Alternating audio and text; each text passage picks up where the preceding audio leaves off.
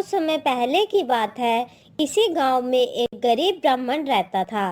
एक दिन उस ब्राह्मण के घर कुछ अतिथि आए। ब्राह्मण की स्थिति इतनी खराब थी कि उन अतिथियों को खिलाने के लिए घर में एक अनाज का दाना तक नहीं था। इस स्थिति को लेकर उसके और उसकी पत्नी में थोड़ी सी कहासुनी हो जाती है। अरे, तुम्हें पेट भरने योग्य अनाज कमाना भी नहीं आता। इसी का नतीजा है कि आज घर में अतिथि खड़े हैं और हमारे पास उन्हें खिलाने के लिए एक अन्न का दाना तक नहीं है। अरे भगवान, गुस्सा क्यों होती हो? कल मकर संक्रांति है। मैं कल दूसरे गांव भिक्षा मांगने के लिए जाऊंगा। वहां पर मुझे एक सेठ ने आमंत्रित किया है। वह सूर्य देवता की तृप्ति के लिए कुछ दान देना चाहता है। तब तक घर में जो भी है उसे आदर सत्कार के साथ अतिथियों के सामने रख दो।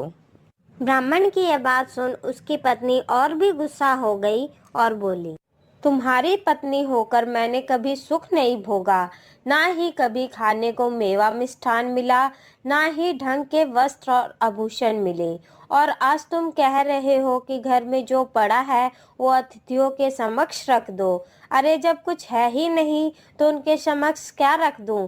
पड़े हैं तो 4 मुट्ठी तिल, तो क्या अतिथियों के सामने सूखे तिल रख दूं? ऐसा करना अच्छा रहेगा? अरे भगवान, तुम उन्हीं तिलों को अच्छे से साफ करके उन्हीं को पका कर अतिथियों के सामने रख दो। इच्छा के अनुसार किसी भी मनुष्य को धन की प्राप्ति नहीं होती। जरूरी है तो पेट भरना, और पेट भरने योग्य अनाज तो वो मैं ले ही आता हूँ। अधिक धन की चाहत अच्छी नहीं होती है।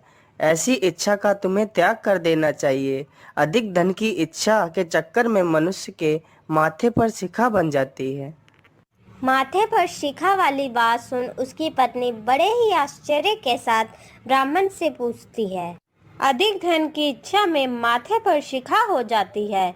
मैं कुछ समझी नहीं, तुम कहना क्या चाहते हो? साफ साफ कहो। ब्राह्मण अपनी पत्नी की जिज्ञासा को शांत करने के लिए एक शिकारी और गीदड़ की एक कहानी सुनाता है। जरा ध्यान से सुनना भगवान। इसी कहानी में तुम्हारे सारे सवालों का जवाब है। एक दिन की बात है। एक शिकारी जंगल में शिकार खोज रहा था। जंगल में कुछ दूर आगे बढ़ने के बाद उसे एक काले रंग का जंगली सुअर दिखाई देता है। सुअर को देखते ही शिकारी अपना धनुष उठा लेता है और कमान खींचते हुए सुअर पर निशाना लगा देता है। कमान से निकला हुआ तीर तीव्र गति से जाकर सुअर को घायल कर देता है।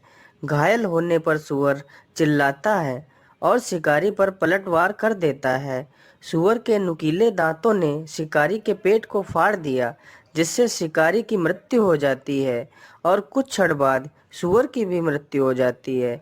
इसी बीच खाने की तलाश में भटकता हुआ एक गीदड़ वहां आ जाता है, जहां शिकारी और सुअर दोनों के शव पड़े हुए थे। बिना मेहनत किए इतना सारा भोजन देख गीदड़ मन ही मन बहुत ही खुश हुआ और उसने मन ही मन सोचा, अरे वाह, क्या बात है! आज तो इतना सारा भोजन मुझे बिना मेहनत किए ही मिल गया। आज तो ईश्वर की मुझ पर बड़ी कृपा हो गई। एक साथ मुझे इतना सारा भोजन मिल गया। आज तो मैं इसे पेट भर खाऊंगा। अरे नहीं नहीं, मैं इस भोजन को धीरे धीरे और आराम से खाऊंगा, ताकि यह भोजन लंबे समय तक चल सके। इस तरह मैं इस भोजन के साथ लंबे समय तक अपनी भूख को शांत रख पाऊंगा। इन सभी बातों को सोचकर गीदड़ सबसे पहले छोटी छोटी चीजों को खाना शुरू करता है। तभी गीदड़ सुअर के शरीर में लगे तीर को चबाने लगता है। तीर अधिक पैना होने के कारण गीदड़ के मुंह को फाड़ देता है और उसके सिर के ऊपर निकल जाता है, जो कि मानो ऐसा लग रहा था जैसे कि गीदड़ के सिर पर शिखा आ गई हो। फिर कुछ देर बाद गीदड़ की भी मृत्यु हो जाती है। सुन लिया ना भगवान, लालच का क्या नतीजा होता है। इसीलिए मैं कहता हूँ कि लालच करना अच्छी बात नहीं होती है, और ज़्यादा लालच करने वाले लोगों के माथे पर शिखा निकल आती है। ठीक है जी, तो घर में जो तिल है मैं उन्हें ही पकाकर अतिथियों को खिला देती हूँ। पत्नी की यह बात सुनकर ब्राह्मण संतुष्ट हो जाता है और भिक्षा मांगने के लिए निकल जाता है। वहीं ब्राह्मणी भी घर में पड़े तिल को धूप में सुखाने के लिए फैला देती है। तभी वहां पर एक गाय आ जाती है और सूख रहे तिलों को खा जाती है। तो वह और भी परेशान हो जाती है। फिर वह भगवान से प्रार्थना करने लगती है, हे भगवान, अब मैं अतिथियों को क्या खिलाऊंगी? भगवान मेरी मदद करो। तभी देवी माँ को उस पर दया आ जाती है और देवी माँ ब्राह्मण का रूप बदलकर ब्राह्मण के घर आ जाती हैं।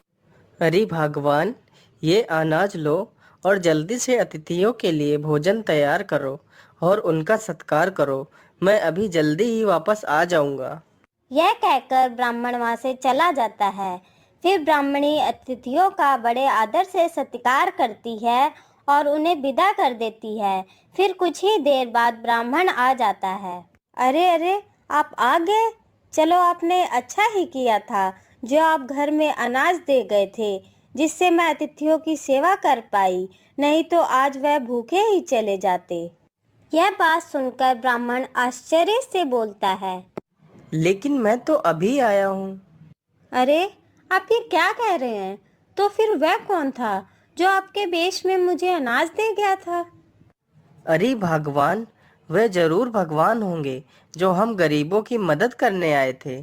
फिर वह दोनों भगवान का धन्यवाद करते हैं और खुशी खुशी अपना जीवन व्यतीत करते हैं। हमें इस कहानी से यह शिक्षा मिलती है कि हमें ज़्यादा लालच नहीं करना चाहिए। हमारे पास जो भी होता है हमें उसी में सुखी रहना चाहिए। किसी के पास ज़्यादा है